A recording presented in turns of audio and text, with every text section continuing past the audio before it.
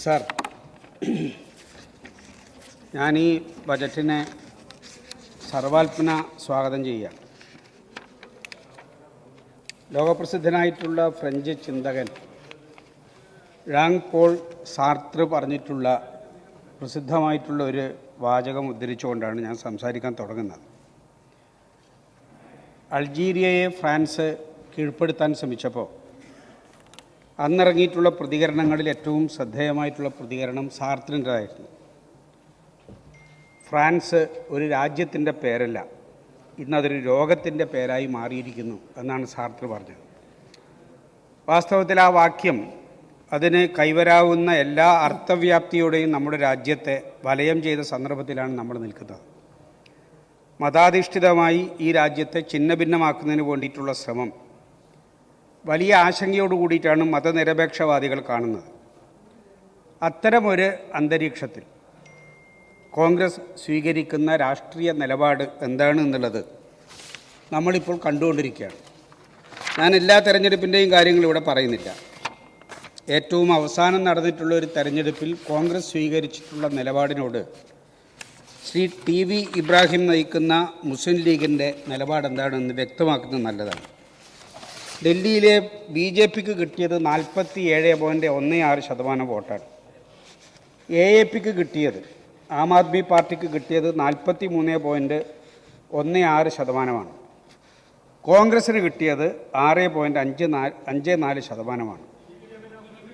CPM എന്ന് പറയുന്നത് ലീഗിനെ പോലെ തന്നെ ദില്ലിയിൽ ഒരു സ്വാധീനവുമില്ല പാർട്ടിയാണ് എന്ന് ഞങ്ങൾ പറഞ്ഞിട്ടുമില്ല.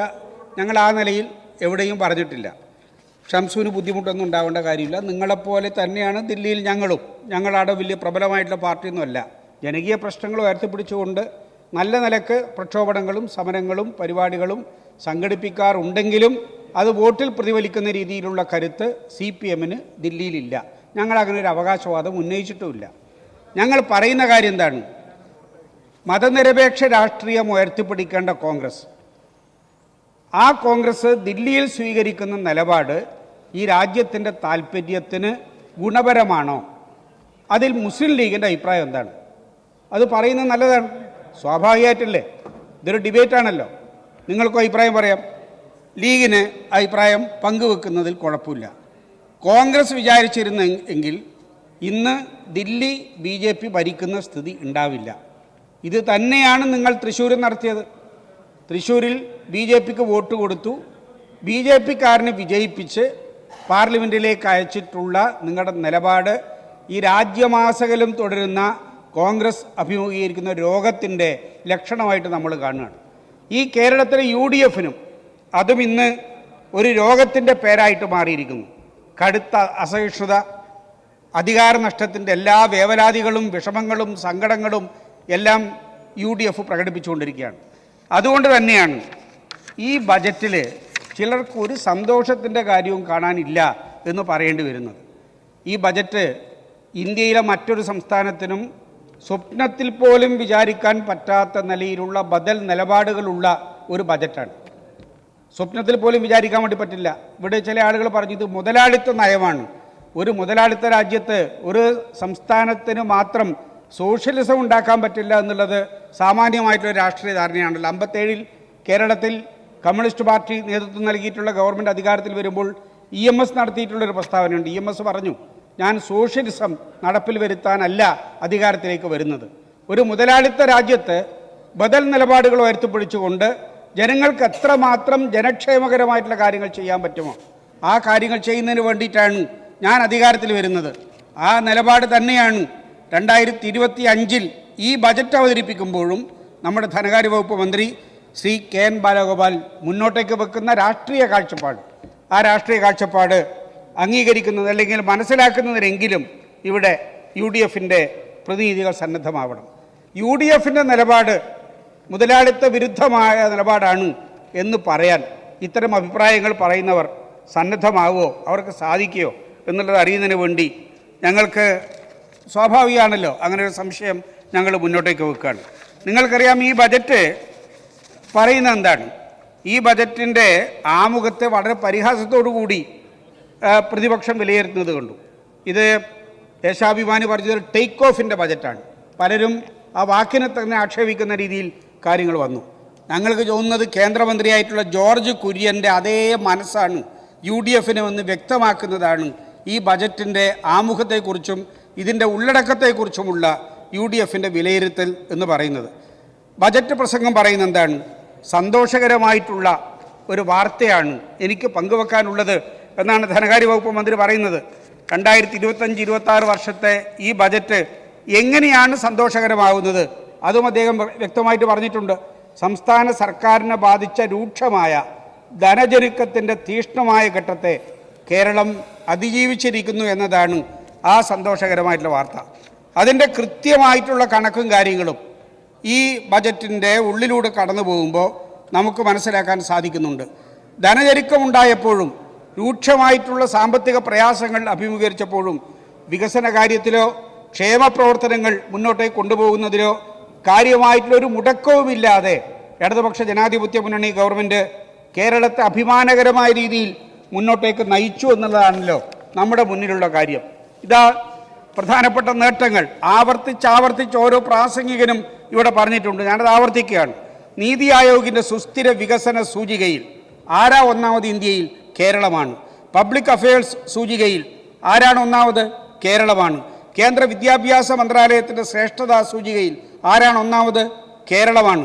നീതി ആയോഗിൻ്റെ സൂചിക പ്രകാരം ദാരിദ്ര്യം ഏറ്റവും കുറവുള്ള സംസ്ഥാനം ഏതാണ്? ഈ കേരളമാണ്. ഇന്ത്യ ടുഡേയുടെ 2021 ഹാപ്പിനെസ് ഇൻഡെക്സ് സർവേയിൽ ആരാണ് ഒന്നാമത്? ഈ കേരളമാണ്. നീതി ആയോഗിൻ്റെ ആരോഗ്യ സൂചികയിൽ തുടർച്ചയായി 4 വർഷം ഇന്ത്യയിൽ ഒന്നാമതെത്തിയത് ആരാണ്? ഈ കേരളമാണ്. നീതി ആയോഗിൻ്റെ സംസ്ഥാന ഊർജ കാലാവസ്ഥാ സൂചികയിൽ 2ാം സ്ഥാനത്ത് ഈ കേരളമാണ്. നിങ്ങൾ ആലോചിച്ച് നോക്കണം, ആ പട്ടിക ഇങ്ങനെ നീണ്ടുപോകുന്നതാണ്. കേരളം എങ്ങനെയാണ് ഇത്തരം മികച്ച നേട്ടം ഈ രാജ്യത്ത് നേടിയെടുത്തത് എന്നത് ഈ ബജറ്റ് നിരാശാജനകമാണ്. ഇടതുപക്ഷ ജനാധിപത്യ മുന്നണി ഗവൺമെൻറ്റിൻ്റെ കാഴ്ചപ്പാടുകൾ ഈ കേരളത്തിൻ്റെ താല്പര്യങ്ങൾക്ക് വിരുദ്ധമാണ് എന്ന് പറയുന്നവർ അതിന് മറുപടി പറയാതെ പോകുന്നത് ശരിയല്ലല്ലോ. നിങ്ങളുടെ ആലോചിക്കേണ്ട ഒരു കാര്യമാണ്. ഇവിടെ പല രീതിയിലും കാര്യങ്ങൾ വ്യാഖ്യാനിക്കുന്നത് ഞങ്ങൾ കണ്ടുകൊണ്ടിരിക്കുകയാണ്. നിങ്ങൾ പറയുന്നൊരു കാര്യം, ഈ കിഫ്ബി കൊണ്ട് എന്താണ് കാര്യം? ഞാനതിന് മറ്റു കാര്യങ്ങളിലേക്കൊന്നും പോകുന്നില്ല. CNAG പരിശോധന നടക്കുന്നില്ല. 2023-24 വരെയുള്ള CNAGയുടെ എല്ലാ പരിശോധനയും കിഫ്ബിയിൽ നടന്നു കഴിഞ്ഞിട്ടുണ്ട്. പുതിയ വർഷത്തെ സാമ്പത്തിക വർഷത്തെ കാര്യങ്ങൾ നടത്തേണ്ട തീരുമാനമെടുക്കേണ്ടത് കേരളത്തിലെ ഗവൺമെൻറ് അല്ല, എല്ലാവർക്കും അറിയാം. CNAGയുടെ തീരുമാനമാണ്. അവരിനിയും അതിൻ്റെ പരിശോധനകൾ നടത്തേണ്ട ഒരു കാര്യമാണ്. അത് സമയമാകുമ്പോൾ അവർ നടത്തും. ഇങ്ങനെ നട്ടാൽ മുളക്കാത്ത നുണകൾ ഈ വികസന പ്രവർത്തനങ്ങൾ മുന്നോട്ടേക്ക് കൊണ്ടുപോകുന്ന പ്രവർത്തനങ്ങളിൽ ഈ ഗവൺമെൻറ്റിനെ താറടിച്ച് കാണിക്കുന്നതിന് കിഫ്ബി വരെ ഉപയോഗപ്പെടുത്തി ചെയ്തുകൊണ്ടിരിക്കുന്ന കാര്യങ്ങൾ നമ്മൾ കാണുകയാണ്. നിങ്ങൾക്ക് എല്ലാവർക്കും അറിയാലോ, ഉമ്മൻചാണ്ടി പൂട്ടിക്കെട്ടിയിട്ടുള്ളതാണല്ലോ ദേശീയപാത 66ൻ്റെ വികസനം എന്ന് പറയുന്നത്. മതിയാക്കി പോയതല്ലേ? ഞങ്ങൾ ഈ ദേശീയപാത വികസനത്തിനില്ല എന്ന് പറഞ്ഞതല്ലേ? UDF വരുത്തിയിട്ടുള്ള വീഴ്ചക്ക് ഈ കേരളത്തിൽ യൂണിയൻ സർക്കാർ, കേന്ദ്ര സർക്കാർ ഇട്ട പിഴ എന്താണ്? ഭൂമി ഏറ്റെടുക്കുന്നതിൻ്റെ 25% സംസ്ഥാന ഗവൺമെൻറ് നൽകണമെന്നായിരുന്നില്ലേ? 6000 കോടി നമ്മൾ കൊടുത്തു. ഈ 6000 കോടി കൊടുക്കുമ്പോൾ കേരളത്തിൻ്റെ സാമ്പത്തിക രംഗത്തുണ്ടായിട്ടുള്ള മാറ്റം എന്താണ്? കിഫ്ബി പദ്ധതി കൊണ്ട് എന്ത് ഗുണം? അതിനുള്ള ഉത്തരം വളരെ കൃത്യമാണ്. 79,000 കോടിയുടെ വികസന പ്രവർത്തനമാണ് ദേശീയപാത വികസനത്തിൽ 6000 കോടി നമ്മൾ ചെലവഴിച്ചപ്പോൾ, ആവശ്യമില്ലാതെയാണെങ്കിലും നമ്മൾ ചെലവഴിച്ചപ്പോൾ ആ വികസനം കേരളത്തിൽ ഉണ്ടാവണം എന്ന നിർബന്ധം ഈ ഗവൺമെൻറ്റിനുണ്ടായതുകൊണ്ട് 6000 കോടി ചെലവഴിച്ചപ്പോൾ 79,000 കോടി രൂപയാണ് ഈ കേരളത്തിൽ വിനിയോഗിക്കപ്പെട്ടിട്ടുള്ളത് എന്ന് നമ്മുടെ മുന്നിലുള്ള വസ്തുതയല്ലേ? നിങ്ങൾക്കെല്ലാവർക്കും അറിയാം. ഞാനതിൻ്റെ ഈ സമയക്കുറവ് കൊണ്ട് മറ്റ് വിശദമായിട്ടുള്ള കാര്യങ്ങളിലേക്കൊന്നും പോകുന്നില്ല. ഇവിടെ നമ്മുടെ TV ഇബ്രാഹിം അദ്ദേഹം വളരെ നല്ല രീതിയിൽ തന്നെ കാര്യങ്ങൾ ഇവിടെ പറഞ്ഞിട്ടുണ്ട്. കടുത്ത വിവേചനമാണ്. ഒരു ആഹ്ലാദത്തിൻ്റെ കണികയും ഈ ബജറ്റിൻ്റെ ഈ ഒരു പേജിലും കാണാൻ സാധിക്കുന്നില്ല. ഒരു കാര്യം നിങ്ങൾ ആലോചിക്കണം, കണ്ണൂരിൽ ഹജ്ജ് ഹൗസ് തുടങ്ങുന്നതിന് 5 കോടി രൂപ ഈ ബജറ്റിൽ നീക്കി വെച്ചിട്ടുണ്ട്. ലീഗിൻ്റെ സുഹൃത്തുക്കൾക്ക് ആഹ്ലാദമുണ്ടോ? കോഴിക്കോട് കരിപ്പൂരിൽ ഹജ്ജ് ഹൗസ് ആരംഭിച്ചതാരെ?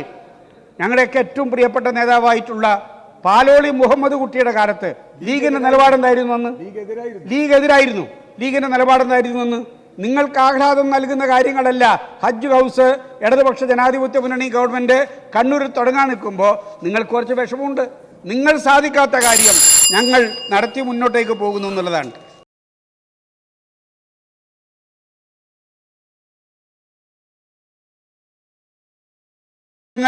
അതാണ് ഇടതുപക്ഷ ജനാധിപത്യ മുന്നണി ഗവൺമെൻറ്റിൻ്റെ ശീലവുമെന്ന് നിങ്ങൾ തെറ്റിദ്ധ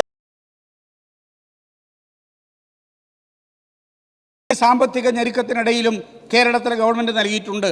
എവിടെ പരിഗണന നൽകി?